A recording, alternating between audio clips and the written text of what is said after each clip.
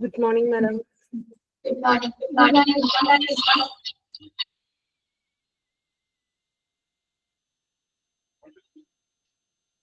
Good morning, all. Good morning, ma'am. Good morning, ma'am. Good morning, ma'am.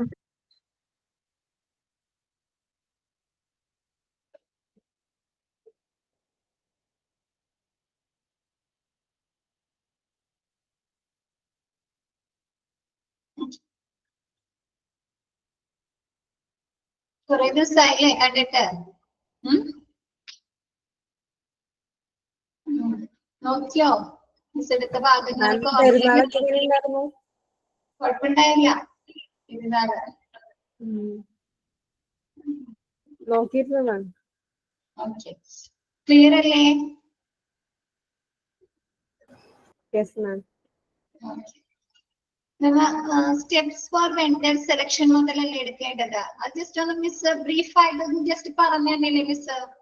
അതെ, heading ഒക്കെ ഒന്ന് പറഞ്ഞിരുന്നു. Heading മാത്രം ജസ്റ്റ് ഒന്ന് പറഞ്ഞിട്ട് അതിന്റെ എന്തൊക്കെ കാര്യങ്ങളായിരിക്കും എന്ന് പറഞ്ഞു തന്നു അല്ലേ?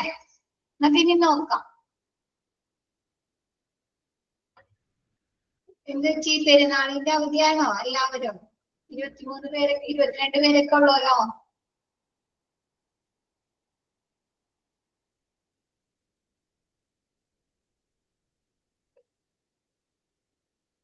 ഓക്കെ, ക്ലാസ് സ്റ്റാർട്ട് ചെയ്യാം.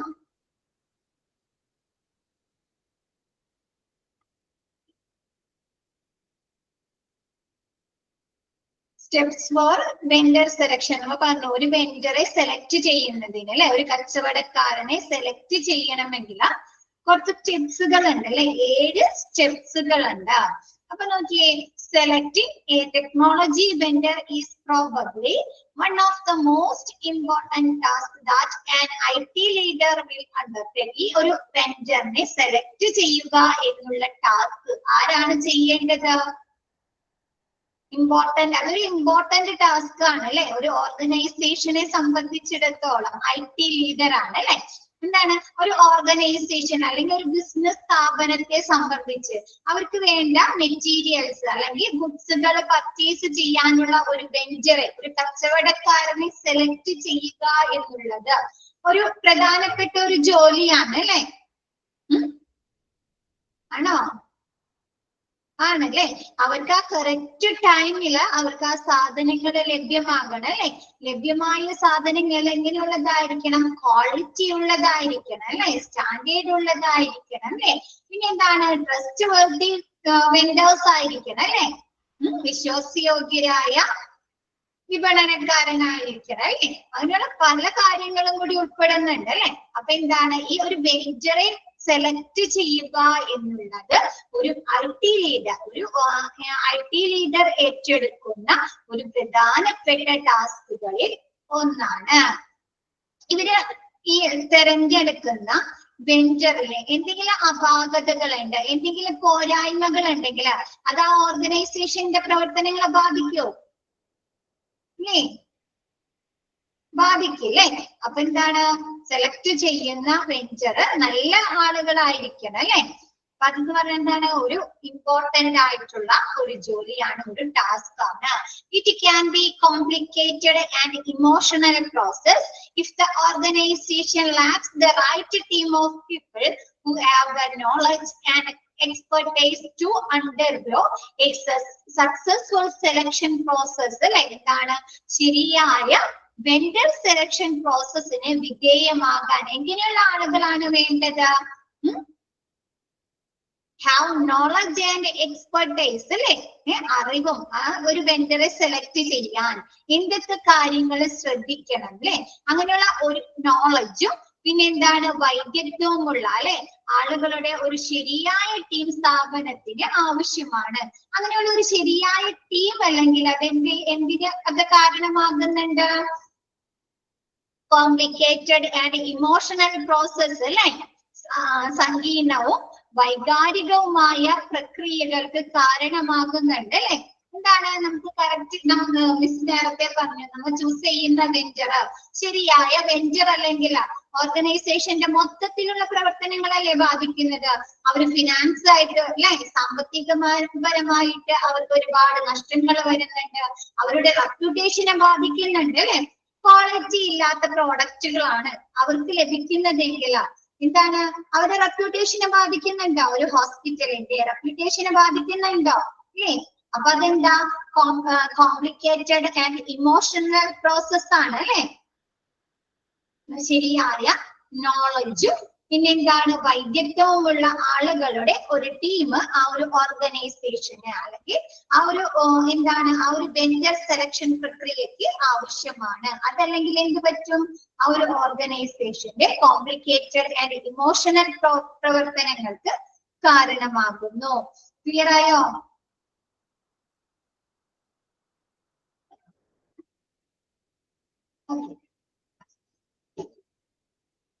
അപ്പൊ അതിനൊക്കെ എന്തുണ്ട്? ഒരു സെറ്റ് ഗ്രൂപ്പ് ഓഫ് പേഴ്സൺസ് എന്താണ് ഈ വെൻഡറെ സെലക്ട് ചെയ്യാനായിട്ട് ഇവാലുവേഷൻ പ്രോസസ്സിന് വേണ്ടി ഒരു ഗ്രൂപ്പ് ആളുകൾ ഉണ്ടായിരിക്കും. ഏത് വെൻഡറെ സെലക്ട് ചെയ്യണം, അവർക്ക് വേണ്ട ക്വാളിഫിക്കേഷൻസ് എന്താണ്, സവിശേഷത ഫ്യൂച്ചേഴ്സ് എന്തായിരിക്കണം എന്നൊക്കെ നോക്കുന്നതിന് വേണ്ടി ഒരു ഗ്രൂപ്പ് ഓഫ് ആളുകൾ അല്ലെ പേഴ്സൺസ് ഉണ്ടായിരിക്കും. നെക്സ്റ്റ് ഓക്കെ അല്ലേ ആ paragraph? Next below are 7 steps to successful vendor selection. ഒരു വെൻഡർ സെലക്ഷന് എന്താണ് 7 സ്റ്റെപ്പുകളാണ് വേണ്ടത് അല്ലെ. അത് താഴെ തന്നിരിക്കുന്നു. ഫസ്റ്റ് എന്താണ്, നമ്മ ഒരു സാധനം ഒരു വെൻഡർ സെലക്ട് ചെയ്യണമെങ്കിൽ നമുക്ക് ആദ്യം എന്താ അറിയേണ്ടത്? നമുക്ക് വീട്ടിലേക്ക് കുറച്ച് സാധനങ്ങള് പർച്ചേസ് ചെയ്യണമെങ്കിൽ നമുക്ക് ആദ്യം എന്താ അറിയണം? നമുക്ക് എന്തൊക്കെയാണ് ആവശ്യം അല്ലെ. നമ്മുടെ നീഡ്സ് അറിയണം അല്ലെ. നമുക്ക് എന്തൊക്കെ മെറ്റീരിയൽസ് എന്തൊക്കെ സാധനങ്ങളാണ് ആവശ്യം എന്നറിയണം അല്ലെ. അപ്പൊ നോക്കിയേ, ഫസ്റ്റ് സ്റ്റെപ്പ് എന്ന് പറയുന്നത് define and analyse business requirements അല്ലെ. ആ ബിസിനസ് റിക്വയർമെന്റ്സ് ബിസിനസ് ആവശ്യകതകൾ എന്തൊക്കെയാണെന്ന് ഡിഫൈൻ ചെയ്യുകയും അത് അനലൈസ് ചെയ്യുകയും അല്ലെ വിശകലനം ചെയ്യുക അല്ലെ. ഒരു ഓർഗനൈസേഷനെ സംബന്ധിച്ച് അവർക്ക് എന്തൊക്കെ കാര്യങ്ങളാണ് ആവശ്യമുള്ളത് അല്ലെ. എക്യുപ്മെന്റുകൾ വേണോ അല്ലെ, പ്രോഡക്റ്റുകൾ വേണോ, മെഡിസിനുകൾ വേണോ അല്ലെ. അതല്ലേ ആദ്യം അവര് മനസ്സിലാക്കേണ്ടത്. ഫസ്റ്റ് വരുന്നത് എന്താണ്, ആ ഒരു ബിസിനസ് ആവശ്യകതകൾക്ക് അവർക്ക് ആവശ്യമായിട്ടുള്ള സാധനങ്ങൾ പ്രോഡക്ട്സുകൾ എന്താണെന്ന് ഡിഫൈൻ ചെയ്യുകയും വിശകലനം ചെയ്യുകയും ചെയ്യുക. What is the organization asking a third party to provide അല്ലെ. എന്താണ് ഒരു തേർഡ് പാർട്ടിയോട് എന്താണ് ഓർഗനൈസേഷൻ ആവശ്യപ്പെടേണ്ടത് അല്ലെ. എന്തായിരിക്കും ഒരു തേർഡ് പാർട്ടി എന്ന് പറഞ്ഞത് ഇവിടെ ആരാ? വെൻഡേഴ്സ് അല്ലെ. ഒരു ഓർഗനൈസേഷന്റെ തേർഡ് പാർട്ടി വെൻഡേഴ്സ്. ആ ഒരു വെൻഡേഴ്സിനോട് എന്ത് കാര്യമായിരിക്കും അവര് ആ ഓർഗനൈസേഷന്റെ നീഡ്സ് അല്ലെ. അതാണ് എന്താണ് അവർ ആദ്യം തന്നെ നോക്കേണ്ടത്. What is the organisation asking a third party to provide? A good start would be to assemble an evaluation team that is knowledgeable in the vendor selection process and has a clear understanding of what the business is all about. ഒരു vendor തെരഞ്ഞെടുപ്പിന് എന്താണ് ഒരു അറിവുള്ളത് അല്ലെ. നമ്മ first തന്നെ പറഞ്ഞു അല്ലെ, knowledge ഉള്ളതും പറഞ്ഞില്ലേ. ഒരു ഗ്രൂപ്പ് ആളുകൾ വേണമെന്ന്. അപ്പൊ എന്താണ് ഇവിടെ പറയുന്നത്, എ ഗുഡ് സ്റ്റാർട്ട്, അതായത് ഒരു വെൻഡർ സെലക്ഷന്റെ ആദ്യത്തെ എന്താണ് നല്ല ഒരു തുടക്കം അല്ലെ. ഗുഡ് സ്റ്റാർട്ട് എന്ന് പറയുന്നത് എന്താണ്, അസംബിൾ ആൻഡ് ഇവാലുവേഷൻ ടീം അല്ലെ. that is knowledgeable and in the vendor selection process. അല്ലെ, ഒരു vendor selection പ്രോസസ്സിനെ കുറിച്ച് അറിവുള്ളവരും അല്ലെ, നോളജ് ഉള്ളവരും has a clear understanding of what the business is all about. അല്ലെ, ബിസിനസ് എന്താണെന്നതിനെ കുറിച്ച് വ്യക്തമായ അല്ലെ ക്ലിയർ ആയിട്ടുള്ള ഒരു ധാരണയുള്ളതുമായ ഒരു മൂല്യനിർണയ ടീമിനെ എന്താണ് സെറ്റ് ചെയ്യുക അല്ലെ രൂപീകരിക്കുക എന്നുള്ളതാണ് നമ്മുടെ വെണ്ടർ സെലക്ഷന്റെ ഫസ്റ്റ് സ്റ്റാർട്ട് എന്ന് പറയുന്നത്, ശരിയായ തുടക്കം എന്ന് പറയുന്നത്. നമ്മ ഫസ്റ്റ് പറഞ്ഞത് തന്നെ, അതായത് ഒരു വെണ്ടർ സെലക്ഷന്റെ ഗുഡ് സ്റ്റാർട്ട്, നല്ല സ്റ്റാർട്ട് എന്ന് പറയുന്നത് എന്താണ്? വെണ്ടർ സെലക്ഷനെ കുറിച്ച് അറിവുള്ളതും ബിസിനസിനെ കുറിച്ച് ധാരണയുള്ളതുമായ അല്ലെ കൃത്യമായ ധാരണയുള്ളതുമായ ഒരു ടീമിനെ രൂപീകരിക്കുക, ഫോം ചെയ്യുക എന്നുള്ളതാണ് വെണ്ടർ സെലക്ഷന്റെ നല്ല തുടക്കം എന്ന് പറയുന്നത്. ക്ലിയർ ആയോ?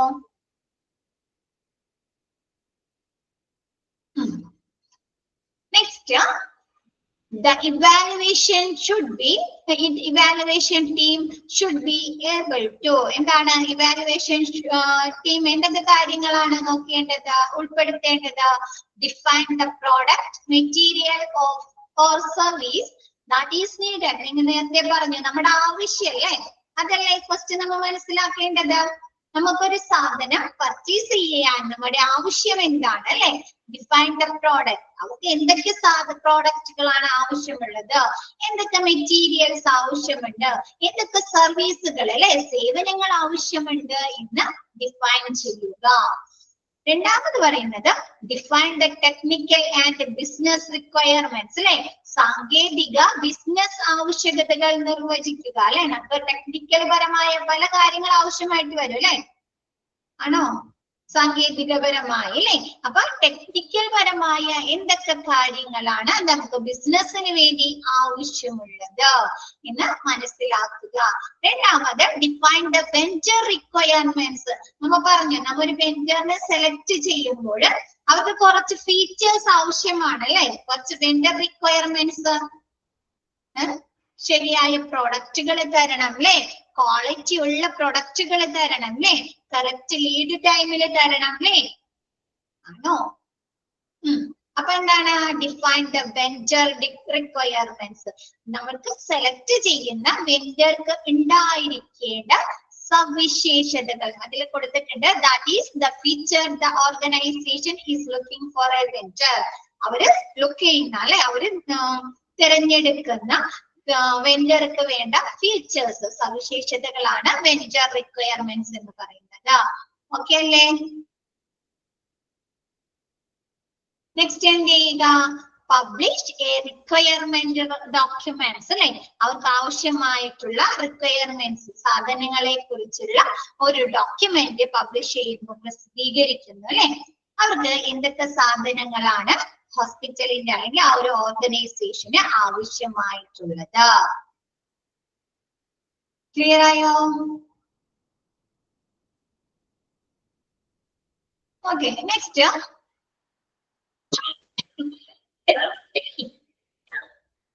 പറയുന്നത് the evaluation team should also try to collect as much information as possible, identify and interview stakeholders and users, review existing internal materials such as reports and statistics, as well as gather technical information including standards and description of the environment.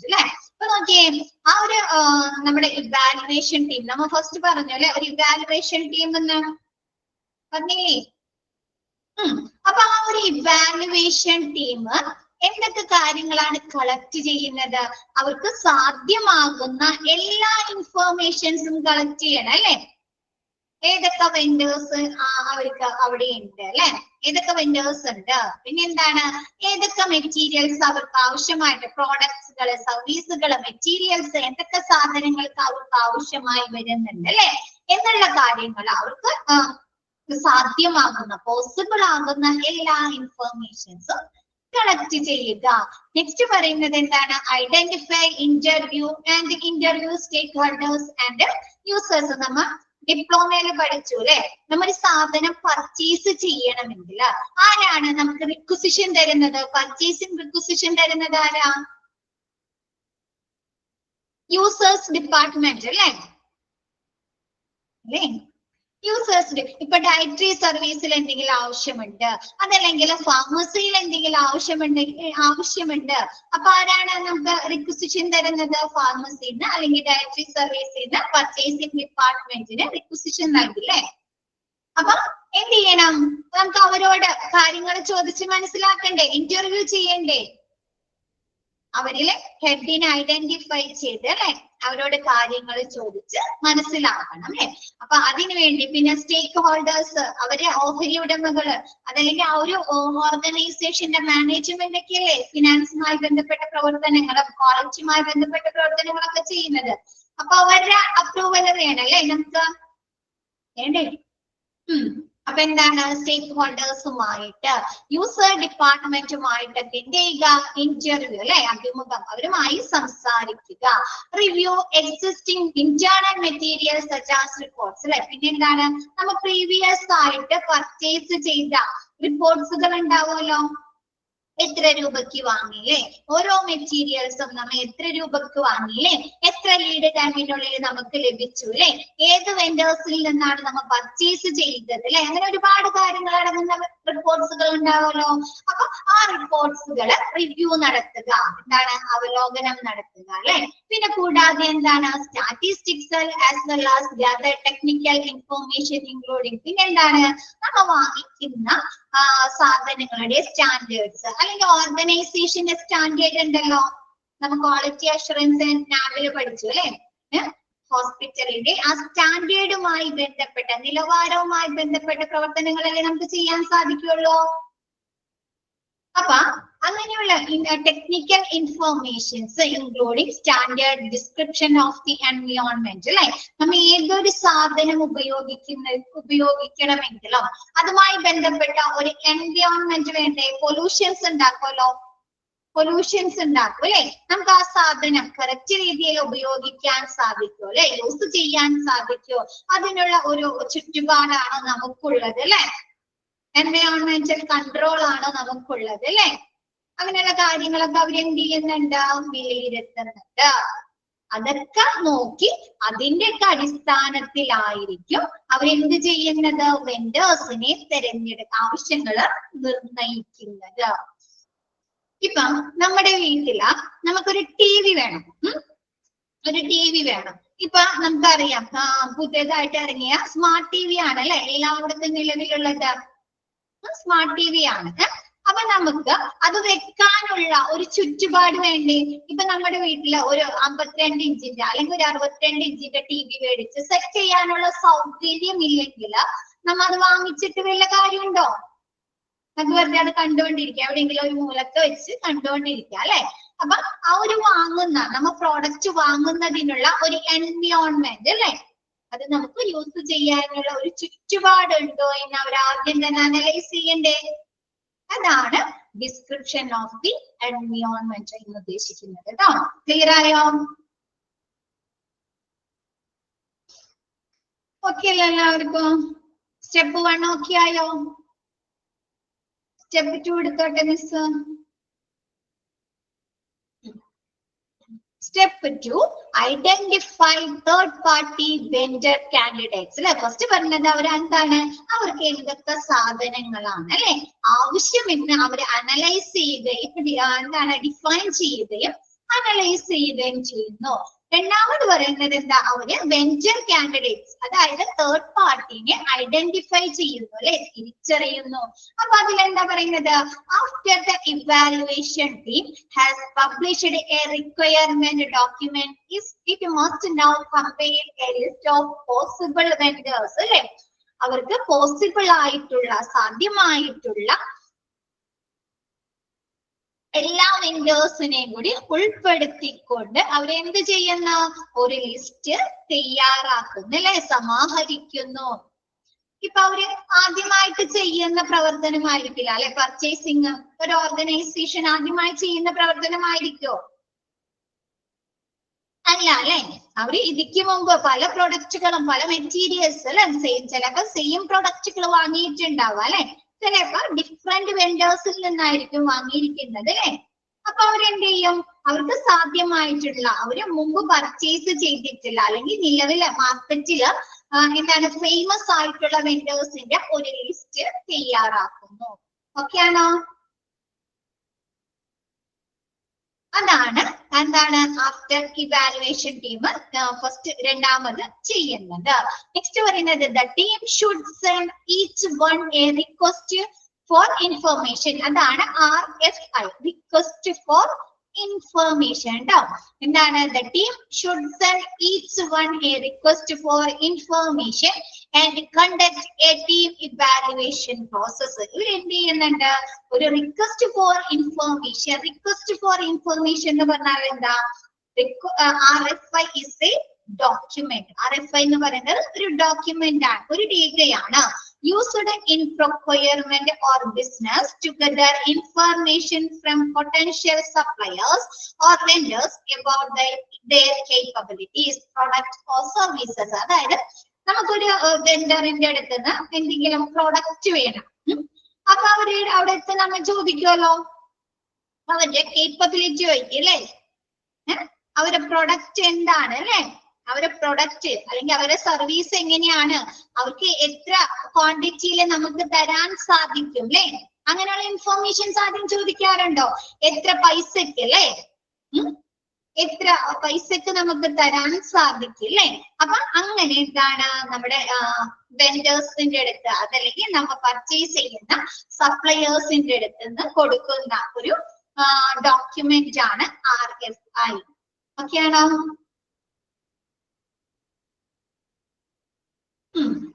നമുക്ക് ഒരു സപ്ലയേഴ്സിന്റെ അടുത്ത് നിന്ന് information ചോദിച്ചും കാണിട്ട് അല്ലെ, അവരിൽ എന്തൊക്കെ കാര്യങ്ങൾ നമുക്ക് ഏതൊക്കെ പ്രൊഡക്റ്റുകൾ കിട്ടും, എത്ര രൂപക്ക് കിട്ടും, എത്ര ലീഡ് ടൈമിന് കിട്ടും അല്ലെ, എത്രത്തോളം ക്വാളിറ്റി ഉള്ള പ്രൊഡക്റ്റുകളാണ് അല്ലെ, അങ്ങനെയുള്ള കാര്യങ്ങളൊക്കെ ചോദിച്ചുകൊണ്ട് അവരടുത്ത് എന്ത് ചെയ്യുന്നുണ്ട്, ഒരു റിക്വസ്റ്റ് അയക്കുന്നുണ്ട്.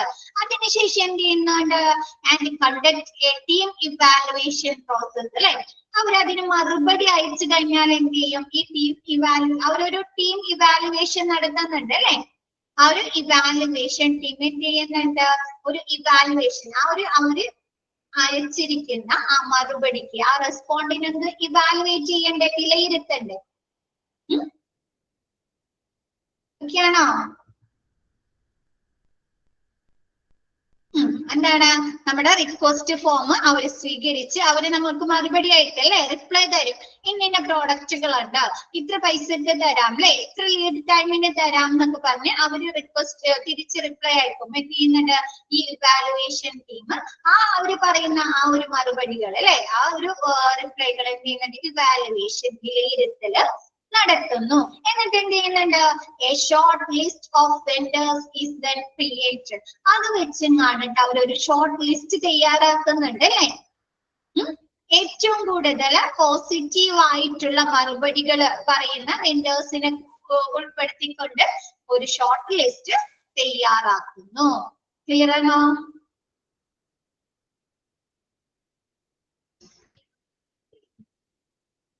നെക്സ്റ്റ് അപ്പൊ ഫസ്റ്റ് സ്റ്റെപ്പ് എന്ന് പറയുന്നത് define and analyse business requirements. രണ്ടാമത് പറയുന്നത് identify third party vendor candidates. മൂന്നാമത്തെ step step 3 develop evaluation criteria with weighting. നമുക്ക് ഡിഗ്രിക്ക് അല്ലെങ്കിൽ +2 നമുക്ക് അഡ്മിഷൻ കിട്ടുന്നത് എന്തിന്റെ അടിസ്ഥാനത്തിലാണ്, വെയിറ്റിംഗ് ലിസ്റ്റ് ഉണ്ടാവും അല്ലെ. അതിന്റെ അങ്ങനെയല്ലേ, വെയിറ്റിംഗ് ലിസ്റ്റ് ഉണ്ടാവും നമ്മുടെ മാർക്കിന്റെ അടിസ്ഥാനത്തില്. നമ്മുടെ മാർക്കിന്റെ അടിസ്ഥാനത്തില് അവര് ഈ വെയിറ്റിംഗ് ലിസ്റ്റ് പ്രിപ്പയർ ചെയ്തിട്ടുണ്ടാവും അല്ലെ ഓരോ സ്കൂളുകളിലും. നമുക്കറിയാം. അപ്പൊ ഒരു വെയിറ്റിംഗ് ലിസ്റ്റില് നമ്മൾ താഴെയാണെങ്കിൽ നമുക്ക് മനസ്സിലാക്കാം അല്ലെ, നമുക്ക് അവിടെ അഡ്മിഷൻ കിട്ടാൻ സാധ്യതയുണ്ടോ? ഇല്ല അല്ലെ. അപ്പൊ അപ്പൊ അതേപോലെ എന്താണ് ഈ നമ്മുടെ ഈ വെൻഡേഴ്സിൽ നിന്നുള്ള മറുപടി റിപ്ലൈ കിട്ടിയതിനു ശേഷം അവർ ഒരു ഷോർട്ട് ലിസ്റ്റ് തയ്യാറാക്കുന്നു. അതിനുശേഷം അവർ എന്ത് ചെയ്യുന്നുണ്ട്, ഇവാലുവേഷൻ ക്രൈറ്റീരിയ നടത്തുന്നുണ്ട്. അതായത് നമ്മ ആ ഒരു വെൻഡേഴ്സിനെ അവർ റാങ്കിങ് ചെയ്യുന്നുണ്ട്. അതായത് ഫസ്റ്റ് റാങ്കിൽ ആരാണ്, അങ്ങനെ റാങ്കിങ് ചെയ്ത് അവരൊരു വെയിറ്റിംഗ് ലിസ്റ്റിൽ ഉൾപ്പെടുത്തുന്നു. അത് നോക്കാട്ടോ. നെക്സ്റ്റ് നോക്കാം. In this third step, ഈ മൂന്നാമത്തെ സ്റ്റെപ്പില് the team would construct an evaluation model that weighs a requirement against its value and priority. ഈ മൂന്നാമത്തെ സ്റ്റെപ്പില് ആ ടീം, ആ ഇവാലുവേഷൻ ടീം അതിന്റെ മൂല്യത്തിനും അതിന്റെ വാല്യൂവിനും പ്രയോറിറ്റി, മുൻഗണനയ്ക്കും പ്രാധാന്യം കൊടുക്കാതെ അല്ലെ എന്താണ് അതിന്റെ റിക്വയർമെന്റ്സിന് മൂല്യം കൂടുതൽ ഇമ്പോർട്ടൻസ് നൽകുന്നു. ഇപ്പൊ നമുക്ക് ഹോസ്പിറ്റലില് എമർജൻസി മെഡിസിനുകള് ഒരുപാട് മൂല്യമുള്ള മെഡിസിനുകളല്ലേ ഒരു ഹോസ്പിറ്റലിനെ സംബന്ധിച്ചിടത്തോളം. ഏറ്റവും കൂടുതൽ മൂല്യമുള്ള മെഡിസിൻ ആണ് അല്ലെ എമർജൻസി മെഡിസിൻ. പക്ഷെ അത് ആ ഒരു സമയത്ത് അവർക്ക് ആവശ്യമില്ല. അത് അവർക്ക് ആ ഒരു ഹോസ്പിറ്റലിൽ സ്റ്റോക്ക് ഉണ്ട്. പിന്നെ അതിന് അവർക്ക് കൂടുതൽ പ്രാധാന്യം കൊടുക്കണോ, കൂടുതൽ മുൻതൂക്കം കൊടുക്കണോ? വേണ്ട അല്ലെ. അപ്പൊ എന്താണ് ആ ഒരു പ്രൊഡക്റ്റിന്റെ മൂല്യവും പ്രയോറിറ്റിയും അല്ലെ. ഇപ്പൊ ഓക്സിജൻ എന്ന് പറയുന്നത്, ഓക്സിജൻ ഗ്യാസ് എന്ന് പറയുന്നത് ഒരു ഹോസ്പിറ്റലിനെ സംബന്ധിച്ച് ഒരുപാട് പ്രയോറിറ്റി ഉള്ള ഒരു സാധനമാണ് അല്ലെ. അല്ലെ ഒരു ഹോസ്പിറ്റലിന്റെ പ്രവർത്തനങ്ങളെ സംബന്ധിച്ച് അല്ലെ ഒരു ഹോസ്പിറ്റലിൽ വരുന്ന എല്ലാ മിക്ക പേഷ്യൻസിനും അല്ലെ എന്താണ് റെസ്പിറേഷൻ തെറാപ്പി കൊടുക്കണമെങ്കിൽ നമുക്ക് എന്ത് വേണം, ഓക്സിജൻ വേണം അല്ലെ. അപ്പൊ എന്താണ്, അപ്പൊ അങ്ങനെയുള്ള വാല്യൂ, ഒരു പ്രോഡക്റ്റിന്റെ വാല്യൂ എന്താണ് അതിന്റെ പ്രയോറിറ്റിക്കും പ്രാധാന്യം നൽകാതെ ആ ഒരു പ്രോഡക്റ്റിന് എത്രത്തോളം ആവശ്യമുണ്ട് അല്ലെ, ആ ഒരു ഓർഗനൈസേഷനിൽ എത്രത്തോളം ആവശ്യമുണ്ട് എന്നതിന്റെ അടിസ്ഥാനത്തിൽ അതിനെന്ത് നിർമ്മിക്കുന്നു, മൂല്യനിർണയ മോഡൽ നിർമ്മിക്കുന്നു. Construct an evaluation model. Okay ആണോ? ഓക്കെ അല്ലെ. ഇപ്പൊ കൊറോണ വന്ന സമയത്ത് ഏതിനായിരുന്നു കൂടുതൽ മൂല്യം വിപണിയിൽ, റിക്വയർമെന്റ്സ് ആവശ്യം? മാസ്ക് അല്ലേ, മാസ്കിനും സാനിറ്റൈസറിനും ആയിരുന്നു അല്ലെ ഒരുപാട് ആവശ്യം ആളുകൾ വാങ്ങിച്ചത് അല്ലേ. അപ്പൊ എന്താണ് അപ്പൊ അതിന് ഒരുപാട് മൂല്യമുണ്ടോ? മാസ്ക് എന്ന് പറയുന്നത് ഒരുപാട് മൂല്യമുള്ളതാണ്. ആ ഒരു സമയത്ത് അതിന് ഒരുപാട് മൂല്യം ഉണ്ടായിരുന്നു അല്ലെ, വാല്യൂ ഉണ്ടായിരുന്നു ആ ഒരു കൊറോണ ടൈമില്. ഇപ്പൊ മൂല്യം ഉണ്ടോ? ഇല്ല അല്ലെ. അപ്പൊ എന്താണ് ഒരു സാധനത്തിന്റെ മൂല്യവും അതിന്റെ പ്രാധാന്യവും കണക്കിലെടുക്കാതെ എന്താണ് അതിന്റെ ആ ഒരു ഓർഗനൈസേഷനിൽ അതിന്റെ ആവശ്യകതകൾക്ക് മുൻതൂക്കം കൊടുത്തി ഒരു മോഡല്, ഇവാലുവേഷൻ മോഡല് അവർ നിർമ്മിക്കുന്നു. ഓക്കെ ആണോ?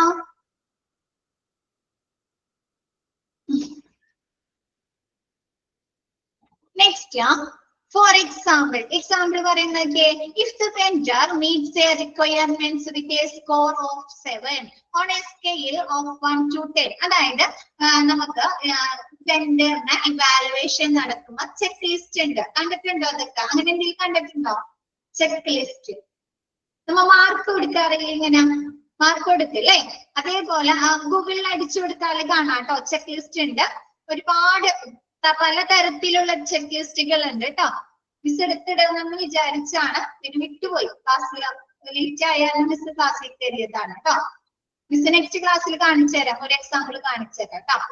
അപ്പൊ if the venture meats A requirement with score, ഒരു വെഞ്ചർ ഈ ഹോസ്പിറ്റലുകാർക്ക് റിക്വയർമെന്റ് ആയിട്ടുള്ള കൂടുതൽ ആവശ്യമുള്ള ഒരു സാധനം നൽകാന്ന് പറയാണ്. മീറ്റ് ചെയ്യുകയാണെങ്കിൽ അവർക്ക് എത്ര സ്കോർ കൊടുക്കുന്നുണ്ട്? 7 score on A scale 1 to 10. 1 മുതൽ 10 വരെയുള്ള സ്കോർ നൽകുന്ന സ്കെയിൽ അവർക്ക് എത്ര പോയിന്റ് കൊടുക്കുന്നുണ്ട്? 7 പോയിന്റ് നൽകുന്നു. And the priority of the requirements, ആ ഒരു അവര് കൊടുക്കാന്ന് പറഞ്ഞ ആ പ്രൊഡക്റ്റിന്റെ പ്രയോറിറ്റിയിലെ എന്താണ് മുൻഗണനയുടെ അടിസ്ഥാനത്തില് അത് അവർക്ക് എന്ത് കൊടുക്കുന്നുണ്ട്? 5 score. On A scale 1 to 5 എന്നുള്ള സ്കോറിൽ അവർക്ക് എത്ര പോയിന്റ് കൊടുക്കുന്നുണ്ട്?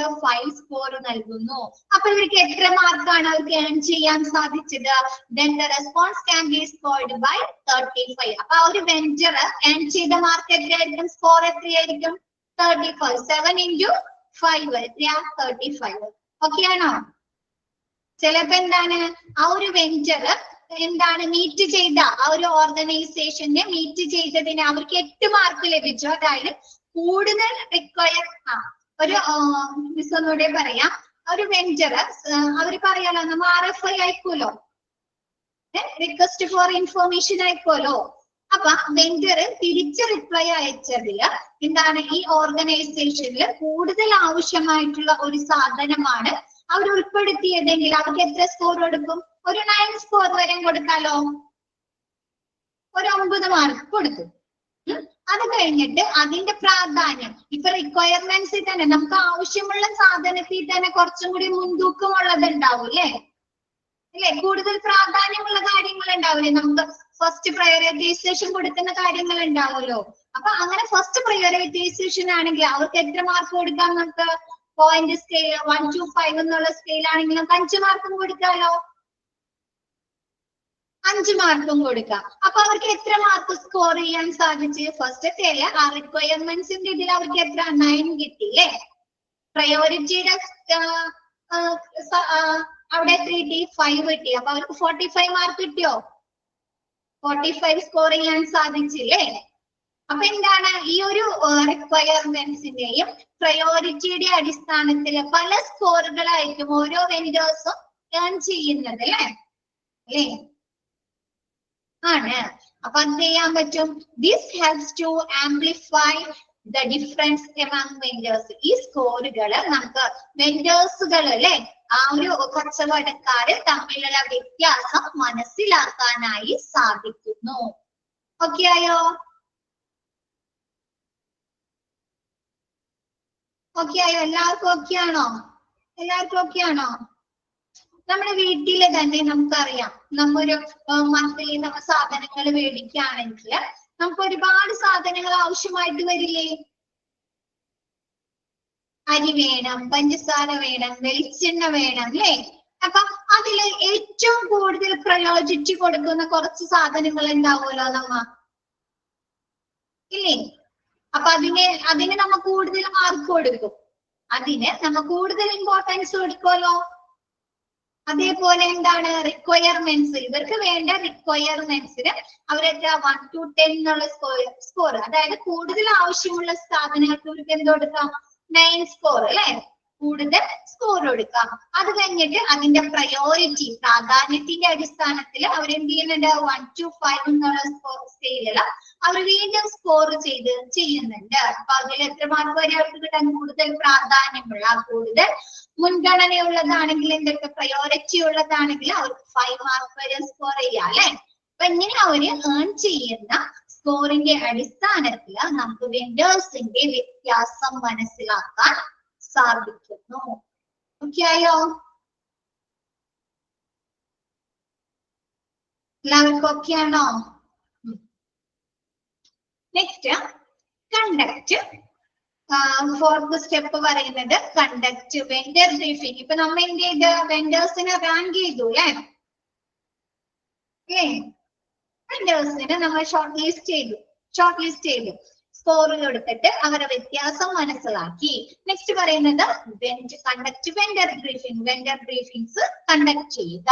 Once the team has established the evaluation criteria with weighting and further narrowed down possible vendor candidates, it's time to set up an initial meeting with each potential vendors to discuss stated requirements and ensure a common understanding. എന്ത് ചെയ്യണം? നമ്മ ആ team എന്ത് ചെയ്യുന്നുണ്ട്? നമ്മുടെ evaluation team എന്താണ്? നമുക്ക് സ്കോറുകളൊക്കെ കൊടുത്തി കാണിട്ട് അവരെ വെയിറ്റിംഗ് ചെയ്തു അല്ലെ? വെയിറ്റിംഗ് മൂല്യനിർണ്ണയം നടത്തി. അത് എന്താണ്? പിന്നെ എന്ത് ചെയ്യണം? സാധ്യമായ എല്ലാ വെൻഡേഴ്സിനെയും അവരെന്ത് ചെയ്യാം? കൂടുതൽ ചുരുക്കി കൊണ്ടുവരും അല്ലെ? ഫസ്റ്റ് അവർക്ക് എന്ത് ചെയ്തു? ഫസ്റ്റ് അവരുടെ ഒരുപാട് വെൻഡേഴ്സ് ഉണ്ടായി അല്ലെ? അത് കഴിഞ്ഞിട്ട് അവരതിനെ ഷോർട്ട് ലിസ്റ്റ് ചെയ്തു അല്ലെ? ചുരുക്കി കൊണ്ടുവന്നു അല്ലെ. അപ്പൊ അവരെന്താണ് സാധ്യമാകുന്ന വെൻഡേഴ്സിനെ ചുരുക്കി കൊണ്ടുവരും അല്ലെ. നമുക്ക് ഇപ്പൊ 100 വെൻഡേഴ്സ് ഉണ്ടെങ്കിൽ 100 വെൻഡേഴ്സിനെ നമുക്ക് ആവശ്യമാണോ? വേണ്ട അല്ലെ. അപ്പൊ അവരെന്ത് ചെയ്യും? അതിൽ ഏറ്റവും കൂടുതൽ ബെറ്റർ ആയിട്ടുള്ള അല്ലെ സ്കോറുകൾ കൊടുത്തി അവരിങ്ങനെ ഒരു 10 വെൻഡേഴ്സിനെ സെലക്ട് ചെയ്യണോ? ഒരു 10 വെൻഡേഴ്സിനെ ചുരുക്കി കൊണ്ടുവരും അല്ലെ. അപ്പൊ further narrowed down possible vendor candidates, ഈ ഒരു വെൻഡേഴ്സിൽ നിന്ന് അവരെന്ത് ചെയ്യും? കുറച്ച് ചുരുക്കി കൊണ്ടുവരും. ഈ വെയിറ്റിംഗ് കൊടുത്തിട്ട് ചുരുക്കി കൊണ്ടുവരും. എന്നിട്ട് അവരെന്ത് ചെയ്യുന്നുണ്ട്? ഈ ഒരു വെൻഡേഴ്സുമായിട്ട് ഒരു മീറ്റിംഗ് അല്ലെ, ആവശ്യകതകള് എന്താണ് റിക്വയർമെന്റ്സ് പറഞ്ഞിങ്ങാണ്ട് അവരുടെ അടുത്ത് ഒരു മീറ്റിംഗ് കൂടണ്ടേ? ഓർഗനൈസേഷന് എന്തൊക്കെ കാര്യങ്ങളാണ് ആവശ്യമുള്ളത് അല്ലെ. അപ്പൊ അങ്ങനെയുള്ള അവരുടെ ആവശ്യകതകൾ പറയാനും അവരുമായിട്ട് ഒരു ധാരണ, ഒരു പൊതുവായ ഒരു അണ്ടർസ്റ്റാൻഡിങ് വരുത്താനുമായിട്ട് അവഞ്ചറുമായിട്ട് ഒരു മീറ്റിംഗ് സജ്ജീകരിക്കുന്നു. ഓക്കെ ആയോ? ഇപ്പൊ 100 വെൻഡേഴ്സ് ഉണ്ടെങ്കിൽ നമ്മൾ 100 വെൻഡേഴ്സുമായിട്ട് മീറ്റിംഗ് കൂടണോ? മീറ്റിംഗ് കണ്ടക്ട് ചെയ്യണോ? വേണ്ട അല്ലെ. അത് നമുക്ക് ടൈം വെറുതെ നമ്മൾ നഷ്ടപ്പെടുത്താണ് അല്ലെ. ചിലപ്പോ അതിൽ 1-2 ആളുകൾ മാത്രമേ ഉണ്ടാവുള്ളൂ കറക്റ്റ് ആയിട്ടുള്ളത് അല്ലെ. അപ്പൊ അവരെന്ത് ചെയ്യും? ആ സ്കോറിംഗ് ഒക്കെ ചെയ്ത് അവർ വെയിറ്റിംഗ് ചെയ്ത് എന്താണ് അതിനെ ചുരുക്കി കൊണ്ടുവന്നിട്ട് ആ സാധ്യമായ വെൻഡേഴ്സുമായിട്ട് ഒരു പൊതുധാരണ, ഒരു കോമൺ അണ്ടർസ്റ്റാൻഡിങ് വരുത്തുന്നതിനുമായിട്ടും ഇവരുടെ റിക്വയർമെന്റ്സ്, ആ ഒരു ഓർഗനൈസേഷന്റെ ആവശ്യകതകൾ എന്താണ് എന്ന് പറയുന്നതിനുമായിട്ട് ഒരു മീറ്റിംഗ് കൂടുന്നു. ഓക്കെ ആയോ? അതാണ് conduct vendor briefings. Next, evaluate and schedule evaluate vendors and schedule demos അല്ലെ. എന്താണ്? വെൻഡേഴ്സിനെ ഇവാലുവേറ്റ് ചെയ്യുന്നു അല്ലെ, വിലയിരുത്തുകയും അവരെന്താണ് ഡെമോസ് നടത്തുകയും ചെയ്യുന്നു അല്ലെ. ആഫ്റ്റർ കംപ്ലീഷൻ ഓഫ് വെൻഡർ ബ്രീഫിംഗ്സ്, എന്താണ് ആ വെൻഡറുമായിട്ട് വെൻഡർ ബ്രീഫിംഗ് കംപ്ലീറ്റ് ചെയ്തു. അതിനുശേഷം the team should be better equipped to evaluate potential vendors അല്ലെ. അവരെന്ത് ചെയ്യുന്നുണ്ട്? സാധ്യതയുള്ള അല്ലെ, അവർക്ക് സാധ്യതയുള്ള എന്താണ് വെൻഡർമാരെ വിലയിരുത്തുന്നതിന് ടീം സജ്ജമാകുന്നു അല്ലെ. ഒരു ബ്രീഫിംഗ് കഴിഞ്ഞാൽ മാത്രമല്ലേ അവർക്ക് കറക്റ്റ് ആയിട്ട് ഒരു വെൻഡറെ കുറിച്ച് ഒരു ഏകദേശ ധാരണ കിട്ടുള്ളൂ. ഒരു മീറ്റിംഗ് കൂടി അല്ലെ, അവർ കാര്യങ്ങൾ അങ്ങോട്ട് തുടങ്ങും ചർച്ച ചെയ്താലേ, ഡിസ്കസ് ചെയ്താൽ മാത്രല്ലേ. അല്ലാണ്ട് അവർ പറയുന്ന കുറെ ഇൻഫോർമേഷൻസ്, കുറെ കാര്യങ്ങൾ നമ്മൾ അനലൈസ് ചെയ്തുകൊണ്ട് നമുക്ക് മനസ്സിലാകും ഇല്ല അല്ലെ. അപ്പൊ എന്താണ് ആ ഒരു ബ്രീഫിംഗ്സ് കഴിയുമ്പോൾ എന്താണ് സാധ്യതയുള്ള വെൻഡർമാരെ വിലയിരുത്താനായിട്ട് ആ ഒരു ടീം സജ്ജമാകുന്നു അല്ലെ. Next, selected vendor should provide a solution overview to the organization current business and technological requirements, fees, benefits derived from using a particular vendor, etc. അപ്പൊ സെലക്ട് ചെയ്യുന്ന ആ വെൻഡർ എന്ത് ചെയ്യുന്നുണ്ട്? അവരെ കുറിച്ചുള്ള കുറച്ച് കാര്യങ്ങൾ പറയുന്നുണ്ട് അല്ലെ. അവരുടെ പ്രൊഡക്ഷനെ കുറിച്ച് അല്ലെ, അവരുടെ പ്രൊഡക്ഷൻ, അവരുടെ മെറ്റീരിയൽസിനെ കുറിച്ച് പറയുന്നുണ്ട് അല്ലെ. കറണ്ട് ബിസിനസ്, അവരുടെ ഇപ്പോഴത്തെ ബിസിനസ് എന്താണ് അല്ലെ, നിലവിലെ ബിസിനസ് എന്താണ്, അവരുടെ സാങ്കേതികപരമായ ആവശ്യങ്ങൾ എന്താണ് അല്ലെ, ടെക്നോളജിക്കൽ റിക്വയർമെന്റ്സ് എന്തൊക്കെയാണ്, അവരുടെ ഫീസ് എങ്ങനെയാണ്, അവരെ സെലക്ട് ചെയ്തത് കൊണ്ട് ആ ഒരു ഓർഗനൈസേഷനുള്ള ലാഭങ്ങൾ, ഗുണങ്ങൾ എന്തൊക്കെയാണ് അല്ലെ. അപ്പൊ അങ്ങനെയുള്ള കാര്യങ്ങളൊക്കെ എന്ത് ചെയ്യുന്നുണ്ട്? ഈ സെലക്ടഡ് വെൻഡേഴ്സ് നമ്മുടെ ഓർഗനൈസേഷനോട് പറയുന്നു അല്ലെ. അപ്പോഴല്ലേ പറയുന്നേ. ക്ലിയർ ആണോ എല്ലാവർക്കും? ഓക്കെ അല്ലേ? Next, in addition, vendors are requested to provide a demo to showcase the capabilities of their solution അല്ലെ. നമുക്ക് ഒരു കാര്യം, ഒരു പ്രോഡക്റ്റിനെ കുറിച്ച് പറയുന്നതിൽ കൂടുതൽ നമുക്ക് മനസ്സിലാകുന്നത് എപ്പോഴാണ്?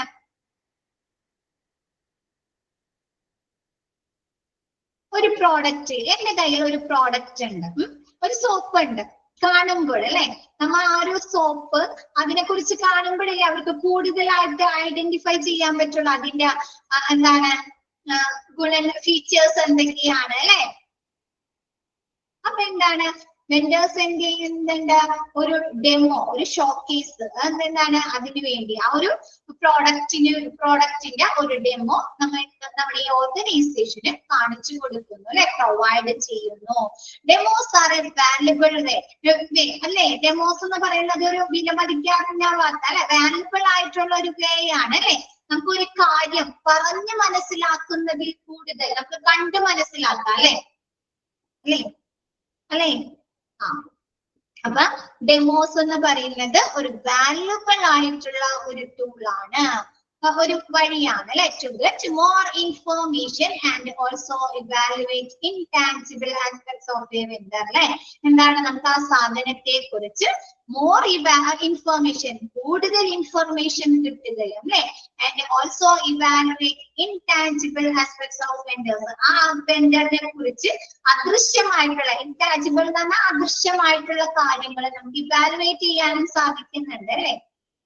ആണോ? ഇപ്പൊ ഒരു പ്രോഡക്റ്റിനെ കുറിച്ച് നമുക്ക് ഒരു വെഞ്ചർ അവരുടെ പ്രോഡക്റ്റിനെ കുറിച്ച് പറയുമ്പോൾ നമുക്കത് കാണുന്നുണ്ടോ? അത് ജസ്റ്റ് പറയുമ്പോൾ ലെക്ചറിങ് പോലെ ഇല്ല, അല്ലെ? അപ്പൊ എന്താണ്? അതൊരു അദൃശ്യമായിട്ടുള്ള ഒരു ആസ്പെക്ട് ആണ്, അല്ലെ? അത് കാണാൻ പറ്റുന്നില്ല, അല്ലെ? പക്ഷെ നമുക്ക് കാണുമ്പോൾ എന്താണ്? ആ അദൃശ്യമായിട്ടുള്ള ആസ്പെക്ട്സുകൾ നമുക്ക് ഇവാലുവേറ്റ് ചെയ്യാൻ, വിലയിരുത്താനായി സാധിക്കുന്നു. ഓക്കെ ആയോ?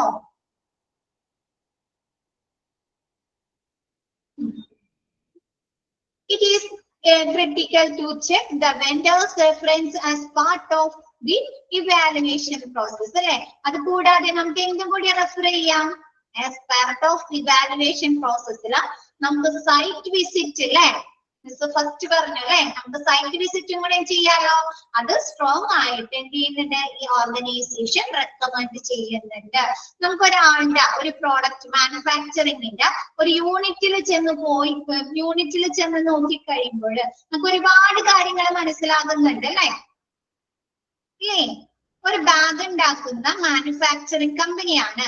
അപ്പൊ നമുക്ക് അവർ ജസ്റ്റ് ഒരു മോഡൽ മാത്രം കൊണ്ടുവന്ന് കാണിക്കുമ്പോൾ നമുക്ക് ആ മോഡലിനെ കുറിച്ചുള്ള കാര്യം മാത്രമല്ലേ മനസ്സിലാകുന്നുള്ളൂ. പക്ഷെ നമ്മ അവിടുത്തെ ആ ഒരു കമ്പനിയുടെ സൈറ്റ് വിസിറ്റ് ചെയ്യുമ്പോൾ നമുക്ക് അതിൽ കൂടുതൽ ഇൻഫോർമേഷൻസ് കിട്ടാണ്, അല്ലെ? അവിടെ ഏതൊക്കെ തരത്തിലുള്ള ബാഗുകൾ പ്രിപ്പയർ ചെയ്യുന്നുണ്ട്, അല്ലെ? അവരത് എങ്ങനെയാണ് നിർമ്മിക്കുന്നത്, അല്ലെ? അവരതിന് എന്തൊക്കെ മെറ്റീരിയൽസ് ഉപയോഗിക്കുന്നുണ്ട്, അല്ലെ? ക്വാളിറ്റി ഉള്ള മെറ്റീരിയൽസ് ആണ് ഉപയോഗിക്കുന്നത്, അല്ലെ? ഒരുപാട് കാര്യങ്ങൾ മനസ്സിലാക്കാലോ നമുക്ക് സൈറ്റ് വിസിറ്റിംഗ് നടത്തുന്നത്. അപ്പൊ എന്താണ് ഈ ഒരു സൈറ്റ് വിസിറ്റ് എന്നുള്ളത്? എന്താണ് ഈ ഓർഗനൈസേഷൻ അല്ലെങ്കിൽ ഈ വെൻഡേഴ്സ് സ്ട്രോങ് ആയിട്ട് റെക്കമെൻഡ് ചെയ്യുന്ന, ശുപാർശ ചെയ്യുന്ന ഒരു കാര്യമാണ്. ഓക്കെയാണോ? ഇവാലുവേറ്റ് വെൻഡേഴ്സും ഷെഡ്യൂൾ ഡെമോസും. ഓക്കെ അല്ലേ? Next complete vendor selection. എന്ത് സിക്സ്തില് പറയുന്നത് അവര് ഫസ്റ്റ് ഡെമോ വരെ കാണിച്ചു, അല്ലെ? അപ്പൊ എന്ത് ചെയ്ത് ആ ഡെമോ കാണിച്ച് കഴിയുമ്പോ നമുക്ക് ഫിക്സ് ചെയ്യാലോ. ആ ഒരു ഡെമോ, ആ ഒരു പ്രോഡക്റ്റ് കണ്ടു കഴിയുമ്പോൾ നമുക്ക് ഫൈനൽ ആയിട്ട് സെലക്ട് ചെയ്യാം ഏത് വെഞ്ചറിലായിരിക്കണം സെലക്ട് ചെയ്യേണ്ടത്, അല്ലെ? അപ്പൊ പ്രൈമറി ആൻഡ് സെക്കൻഡറി ഓപ്ഷൻ, അതായത് ഈ വെൻഡർ സെലക്ഷനില് രണ്ട് ഓപ്ഷൻ വരുന്നുണ്ട്, പ്രൈമറി ഉണ്ട്, സെക്കൻഡറി ഉണ്ട്. പ്രൈമറി എന്ന് പറഞ്ഞാൽ നമ്മൾ ഫസ്റ്റ് പ്രയോറിറ്റി കൊടുത്ത് സെലക്ട് ചെയ്യുന്ന വെൻഡേഴ്സിലെ ഫസ്റ്റ് റാങ്കിങ് കൊടുക്കുന്ന വെൻഡേഴ്സ്. സെക്കൻഡറി എന്ന് പറയുന്നത് സെക്കൻഡറി, ഇപ്പൊ പ്രൈമറി വെൻഡേഴ്സിന് എന്തെങ്കിലും ബുദ്ധിമുട്ടുകൾ വരികയാണെങ്കിൽ നമ്മൾ സെലക്ട് ചെയ്യാൻ വെച്ചിരിക്കുന്ന രണ്ടാമത്തെ ആളുകൾ ഉണ്ടാവും, അല്ലെ? രണ്ടാമത്തെ വെൻഡേഴ്സിലെ അതാണ് സെക്കൻഡറി വെൻഡേഴ്സ്. അപ്പൊ നോക്കിയേ, at the conclusion of the evaluation process, ആ ഒരു ഇവാലുവേഷൻ പ്രോസസ്സിന്റെ കൺക്ലൂഷനിൽ ഫൈനൽ സ്റ്റേജ് എന്ന പോലെ the team will identify a primary option, അതായത് വിന്നർ, അല്ലെ? വിജയിച്ചയാളെ, ആൻഡ് സെക്കൻഡറി ഓൾട്ടർനേറ്റീവ്. പ്രൈമറി വെൻഡേഴ്സിനെയും സെക്കൻഡറി വെൻഡേഴ്സിനെയും തിരഞ്ഞെടുക്കുന്നു. ഓക്കെ ആയോ?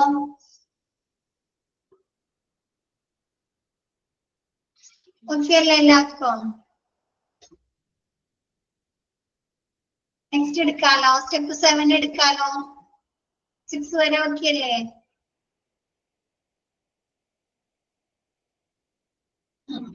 Next complete the contracting. With vendors അല്ലെ, നമ്മൾ സെലക്ട് ചെയ്തു. അതിനുശേഷം പിന്നെ എന്താണ്, കോൺട്രാക്ട് ഒപ്പിടണം അല്ലെ, കോൺട്രാക്ട് സൈൻ ചെയ്യണ്ടേ വെഞ്ചറുമായിട്ട്.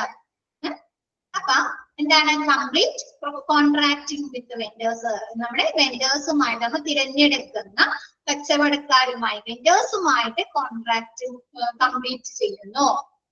These steps involve defining a clear set of objectives, deliverables, time frames and budget for the project with the vendor. നമ്മൾ ഈ കോൺട്രാക്റ്റിന് മുമ്പ് അല്ലെ അവരുടെ അടുത്ത് എല്ലാ കാര്യങ്ങളും പറഞ്ഞിട്ടുണ്ടാവും അല്ലെ, സെറ്റ് ഓഫ് ഒബ്ജക്റ്റീവ്സ് അല്ലെ, ആ ഒരു വ്യക്തമായ പ്ലാനുകൾ അല്ലെ, ആ ഒരു പർച്ചേസിംഗ് കൊണ്ട്, ആ വെഞ്ചറുമായിട്ടുള്ള പർച്ചേസിംഗ് കൊണ്ടുള്ള ലക്ഷ്യങ്ങൾ എന്തൊക്കെയാണ് വിതരണം ചെയ്യേണ്ടത് അല്ലെ, ഏതൊക്കെ പ്രൊഡക്ട്സുകൾ എന്താണ് ഈ ഒരു ഓർഗനൈസേഷന് വിതരണം ചെയ്യണം, ഡെലിവറബിൾ ആയിരിക്കണം, ടൈം ഫ്രെയിംസ് പറയുന്നുണ്ട് അല്ലെ, എത്ര ടൈമിനുള്ളിൽ അവർക്ക് ലഭ്യമാകണം അല്ലെ, ആൻഡ് ബഡ്ജറ്റ്, പൈസ പറയുന്നില്ലേ, എത്ര ബഡ്ജറ്റിനായിരിക്കണം ആ ഒരു പ്രോഡക്റ്റ് ഇവർക്ക് ലഭിക്കേണ്ടത് അല്ലെ. അപ്പൊ അങ്ങനെയുള്ള കാര്യങ്ങൾ എന്ത് ചെയ്യുന്ന ക്ലിയർ ആയിട്ട് സെറ്റ് ചെയ്യുന്നുണ്ട്, അങ്ങനെയുള്ള കാര്യങ്ങൾ ഈ സ്റ്റെപ്പിൽ ചെയ്യുന്നു. This should be clearly written in the terms of the contract. എന്ത് ചെയ്യുന്നുണ്ട്, ഈ നമുക്ക് ഡെലിവറി ചെയ്യേണ്ട ഐറ്റംസ്, ലീഡ് ടൈം, പ്രൈസ്, അതൊക്കെ നമ്മൾ എന്ത് ചെയ്യാറുണ്ട്, കോൺട്രാക്റ്റിൽ എഴുതി ചേർക്കാറില്ലേ. എങ്ങനെയായിരിക്കും അല്ലെ, ക്യാഷ് എങ്ങനെയായിരിക്കും, ചെക്ക് ആണോ, മോഡ് ഓഫ് ട്രാൻസ്ഫർ ഒക്കെ പറയുന്നുണ്ട് അല്ലെ, ചെക്ക് ആണോ പേയ്മെന്റ് ആണോ അല്ലെ. അപ്പൊ അങ്ങനെയുള്ള കാര്യങ്ങൾ എന്ത് ചെയ്യുന്നുണ്ട്, ക്ലിയർ ആയിട്ട് അല്ലെ, പിന്നീട് ഒരു ബുദ്ധിമുട്ടുകൾ വരാതിരിക്കാൻ അല്ലെ, മിസ്മാച്ചിങ് ഒന്നും വരാതിരിക്കാൻ എന്ത് ചെയ്യുന്നുണ്ട്, വ്യക്തമായി നമ്മുടെ കോൺട്രാക്റ്റില് എഴുതി ചേർക്കുന്നു. One of the most important factors in the vendor selection process is to develop a contract negotiation strategy. നമ്മുടെ vendor selectionന്റെ ഒരു പ്രധാനപ്പെട്ട ഘടകം, ഇമ്പോർട്ടന്റ് ഫാക്ടേഴ്സ് എന്ന് പറയുന്നത് എന്താണ്, കോൺട്രാക്ട് നെഗോസിയേഷൻ സ്ട്രാറ്റജി ആണ് അല്ലെ, കരാർ ചർച്ച ഘട്ടം വികസിപ്പിക്കുന്നത് അല്ലെ, കോൺട്രാക്റ്റിന്റെ ഒരു ചർച്ചാ ഘട്ടമുണ്ട്, അത് വികസിപ്പിക്കുന്നത്, ആ ഒരു തന്ത്രം വികസിപ്പിക്കുന്നത്. ഇപ്പൊ നമുക്കറിയാം, നമ്മൊരു വെഞ്ചറെ സെലക്ട് ചെയ്ത് അവരുമായിട്ട് നെഗോസിയേഷൻ നടത്തുമ്പോൾ നമ്മൾ പല കാര്യങ്ങളെ കുറിച്ചും തീരുമാനിക്കണം അല്ലെ, പ്രൈസ്, ലീഡ് ടൈം അല്ലെ, അതിന്റെ ക്വാളിറ്റി അല്ലെ. അപ്പൊ അതൊക്കെ എന്താണ്, ഒരു വെണ്ടർ സെലക്ഷന് പ്രധാനപ്പെട്ട ഒരു ഘടകമല്ലേ ഈ ഒരു നെഗോസിയേഷൻ സ്ട്രാറ്റജി എന്ന് പറയുന്നത്. ക്ലിയർ ആയോ? നമ്മ ഡിപ്ലോമയിൽ പഠിച്ചു, ഒരു നെഗോസിയേഷൻ ടീമിന് അല്ലെങ്കിൽ ഒരു നെഗോസിയേഷൻ നടത്തുന്ന ഒരു പർച്ചേസിംഗ് മാനേജർക്ക് വേണ്ട ഇത് എന്താണ്, ക്യാരക്ടറിസ്റ്റിക്സ് അല്ലെ, ഫീച്ചേഴ്സ് പഠിച്ചല്ലോ. അതിൽ ഒരുപാട് കാര്യങ്ങൾ പറയുന്നുണ്ട് അല്ലെ, മറന്നുപോയോ? ഇന്റർപേഴ്സണൽ ആയിരിക്കണം അല്ലെ. അപ്പൊ എന്താണ്, അതൊക്കെ എന്താണ്, ഈ ഒരു നെഗോസിയേഷൻ സ്ട്രാറ്റജിയെ എഫക്ട് ചെയ്യുന്നതല്ലേ ആ ഒരു ടീം ലീഡറുടെ ക്യാരക്ടറിസ്റ്റിക്സ് എന്ന് പറയുന്നത് അല്ലെ. ഈ ഒരു നെഗോസിയേഷൻ നടത്തുന്ന സമയത്ത് ആ ഒരു ഓർഗനൈസേഷനിൽ നിന്നുള്ള ഒരു വ്യക്തി, ഒരു പേഴ്സൺ ഒരുപാട് ഷൗട്ട് ചെയ്യുക, ഒരുപാട് ദേഷ്യപ്പെടുക ചെയ്യുകയാണെങ്കിൽ ആ ഒരു കോൺട്രാക്ട് നമുക്ക് സൈൻ ചെയ്യിക്കാൻ പറ്റുമോ? അല്ലെങ്കിൽ വെൻഡേഴ്സ് ഇല്ല അല്ലെ. അപ്പൊ എന്താണ്, ഒരു വെൻഡർ സെലക്ഷനിൽ വരുന്നത് എന്താണ്, ഒരു പ്രധാനപ്പെട്ട ഘടകം എന്ന് പറയുന്നത് കോൺട്രാക്ട് നെഗോസിയേഷൻ സ്ട്രാറ്റജിയാണ്. ക്ലിയർ ആയോ? ആ ഒരു കോൺട്രാക്റ്റിന്റെ ചർച്ചാ തന്ത്രം വികസിപ്പിക്കുക എന്നുള്ളതാണ് നമ്മുടെ വെണ്ടർ സെലക്ഷന്റെ പ്രധാനപ്പെട്ട ഘടകം. A successful contract negotiation simply means that both parties will search for positive that will benefit the two parties in every aspect while they achieve a fair and equitable deal. അല്ലെ, ആ ഒരു deal കൊണ്ട് അല്ലെങ്കിൽ ആ ഒരു contract sign ചെയ്യുന്നത് കൊണ്ട് എന്ത് വേണം, രണ്ട് ടീമിനും ഒരേപോലെ എന്ത് കിട്ടണം, പോസിറ്റീവ് ആയിട്ടുള്ള ഒരു ഔട്ട്കം ലഭിക്കണം അല്ലെ, benefits കിട്ടണോ.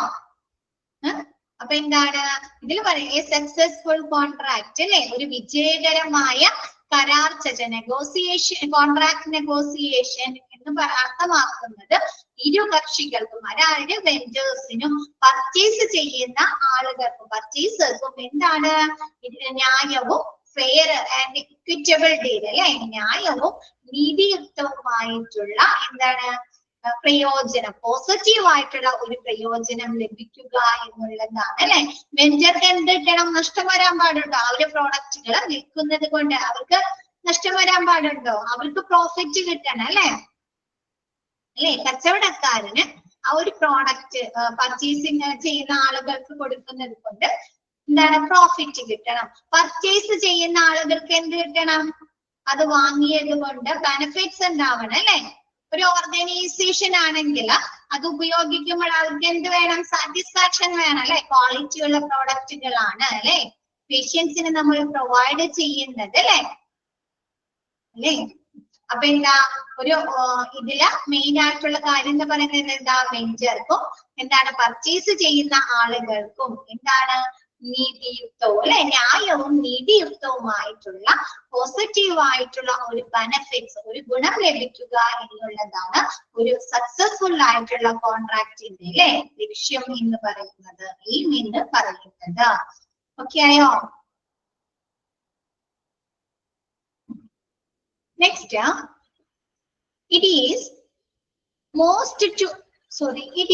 important to be clear about all the important prerequisites, terms and conditions of the contract, and to provide precise information and what goods and or service the vendor should provide. അല്ലെ, എന്ത് ചെയ്യണം? ഇതില് ഈ ഒരു കോൺട്രാക്റ്റില് എന്തൊക്കെ കാര്യങ്ങൾ ഉൾപ്പെടുത്തണം? It is important to be clear about അല്ലെ, എന്തൊക്കെ കാര്യങ്ങളാണ് ക്ലിയർ ആയിട്ട് ഉൾപ്പെടുത്തേണ്ടത്? പ്രീ റിക്വസ്റ്റ് സൈറ്റ്സ് അല്ലെ, എന്താണ് മുൻ വ്യവസ്ഥകൾ ഉണ്ടാവുമല്ലോ. ആദ്യം ഇതിക്ക് മുമ്പ് അവർ എന്തെങ്കിലും കോൺട്രാക്ട് ചെയ്തിട്ടുണ്ടെങ്കിൽ അതിന്റെ വ്യവസ്ഥകൾ ഉണ്ടാവുമല്ലോ.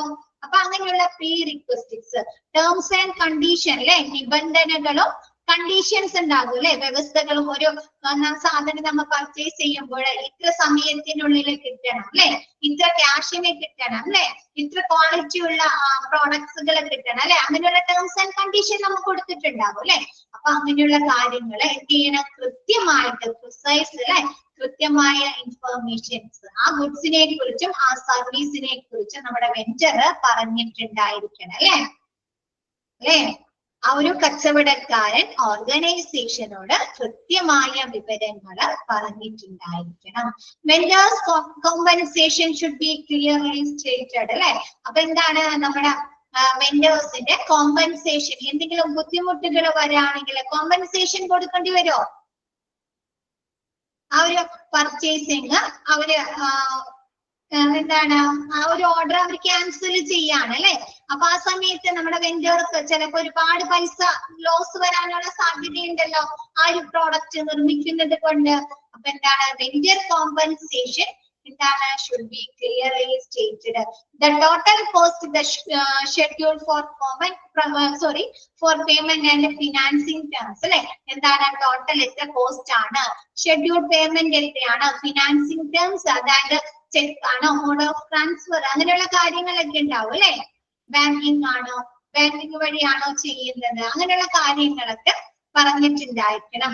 They should also be acknowledged by the following. കൂടാതെ കുറച്ച് കാര്യങ്ങൾ കൂടി ഉൾപ്പെടുത്തിയിട്ടുണ്ടായിരിക്കണം. എന്തൊക്കെയാണ്? ഇഫക്റ്റീവ് ഡേറ്റ് അല്ലെ, എന്താണ് ഒരു കോൺട്രാക്ട് നമ്മൾ സൈൻ ചെയ്ത് കഴിഞ്ഞാൽ അത് പ്രാബല്യത്തിൽ വരുന്ന ദിവസം ഉണ്ടാവുമല്ലോ, ഡേറ്റ് ഉണ്ടാവുമല്ലോ. അപ്പൊ അങ്ങനെയുള്ള ഇഫക്റ്റീവ് ഡേറ്റ്, റിന്യൂവൽ ഡേറ്റ് അല്ലെ. ചിലപ്പോ ഒരു കോൺട്രാക്ടിന്റെ എന്താണ് ടൈം പീരീഡ് 2 മാസം 3 മാസം വരെ ഉണ്ടാവുള്ളൂ അല്ലെ. അത് ചെയ്യുമ്പോൾ നമ്മൾ അത് റിന്യൂ ചെയ്യണം അല്ലെ, പുതുക്കണം. അപ്പൊ ആ റിന്യൂ ചെയ്യേണ്ട ഡേറ്റ് എന്നാണ്? കംപ്ലീഷൻ ഡേറ്റ് അല്ലെ. എത്ര ദിവസം കൊണ്ട് ആ ഒരു എന്താണ് കോൺട്രാക്ട് പൂർത്തിയാക്കി അവർക്ക് പ്രോഡക്റ്റ് കൊടുക്കണം, അതിനുള്ള കംപ്ലീഷൻ ഡേറ്റ്. ടെർമിനേഷൻ ഡേറ്റ് അല്ലെ, അവസാന തീയതി. അങ്ങനെയുള്ള കാര്യങ്ങളെല്ലാം എന്തിൽ ഉൾപ്പെടുത്തിയിട്ടുണ്ടായിരിക്കണം? നമ്മുടെ കോൺട്രാക്റ്റില് ഉൾപ്പെടുത്തിയിട്ടുണ്ടായിരിക്കണം. ക്ലിയർ ആയോ? ബാക്കി എല്ലാവർക്കും ഇന്നെടുത്ത ഭാഗം ഓക്കെ ആണോ എല്ലാവർക്കും?